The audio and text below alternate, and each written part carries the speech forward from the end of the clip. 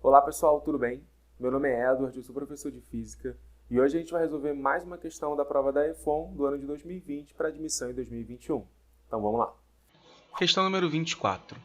Uma bola de bilhar de raio Rzão tem velocidade módulo v, enquanto se desloca em linha reta sobre uma mesa horizontal sem atrito.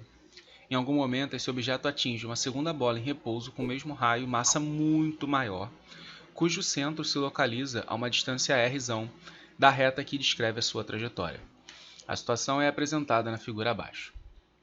Após o impacto, a primeira esfera retorna para a esquerda em uma linha reta que faz 75 graus para baixo em relação à trajetória horizontal inicial. Suponha que a força que atua em cada esfera durante a colisão é perpendicular à superfície, pode ser considerada constante durante o curto intervalo de tempo em que age.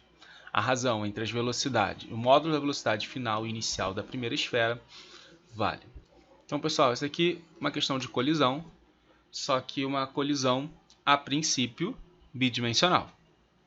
A gente vai tentar trabalhar como uma colisão unidimensional, porque só vai ter um eixo em que a força vai atuar, que vai ser o eixo perpendicular à superfície das esferas.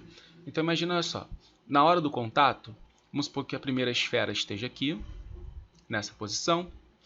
A segunda esfera vai estar assim, ó, mais ou menos assim nessa posição. Essa reta que eu tracei é a linha horizontal que representa a velocidade, ou pelo menos a direção da velocidade inicial dessa bolinha que está aqui, que vai estar para cá. O que acontece, pessoal, é que a força que atua, ela só vai atuar no eixo que liga esses dois centros aqui. Então a gente pode representar, vou botar uma régua aqui para você poder enxergar melhor, a força que só atua nesse eixo. Tá vendo? E aí, ó, vamos desenhar o eixo aqui.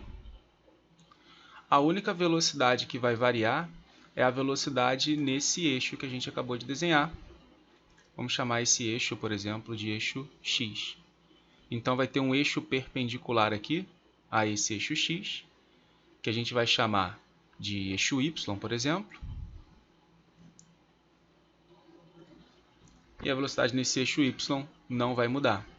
Então a gente pode projetar essa velocidade aqui inicial na direção Y. E esse Vy ele se mantém constante. Quando a bolinha volta, ele fala que ela volta fazendo um ângulo de 75 graus com a base, né? Então antes da gente desenhar esse 75 graus, vamos marcar umas coisas interessantes aqui, que é o seguinte, ó. Observa que esse ângulo vale 30 graus. Né? E como é que a gente sabe que esse ângulo vale 30 graus? Olha só, essa altura aqui vale R, né? É o raio. E isso daqui, a distância entre os centros, vale 2R. Então o seno desse ângulo daqui é meio. E o ângulo cujo seno é meio é 30 graus. Então esse ângulo aqui também é 30 graus.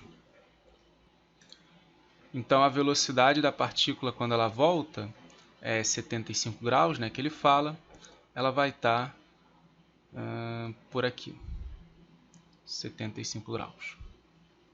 Esse é o V que eu vou chamar de velhinha, que é o V final. A projeção dessa velocidade final ela tem que continuar igual à inicial. Então a projeção aqui, ó, finge que está reto, tá? Ela tem que valer a mesma coisa, já que nesse eixo não existe nenhuma mudança de velocidade. Então, basta nós projetarmos o V' na direção Y e o V também na direção Y. E para isso nós vamos precisar marcar os ângulos. Então, esse ângulo daqui, pessoal, por exemplo, olha só que interessante. Aqui vale 60 graus, né? Aqui é fácil, porque é o complementar do 30, já que os dois eixos são perpendiculares entre si. Esse cara daqui, repara, a soma de verde a verde, o que é de verde a verde, né? Desse pedaço aqui, tem que dar 180. Nós já temos 60 de um lado e nós temos 75 do outro. Que 75? O ângulo que ele deu aí, ó, entre a velocidade e o eixo horizontal. Então, para completar o 180, que é essa meia volta, esse ângulo tem que valer 45 graus. Então, finalmente, o VY projetado, 45 graus, tem que ser igual ao V projetado, mas com o ângulo de 60 graus. Como ele quer a razão entre o V' e o V, nós vamos ficar com V', cosseno de 45 é raiz de 2 sobre 2, cosseno de 60 é meio. O meio corta, então V' sobre V, passo raiz de 2 dividindo, e aí racionaliza, né? Raiz de 2 sobre 2, e você encontra essa resposta na letra E.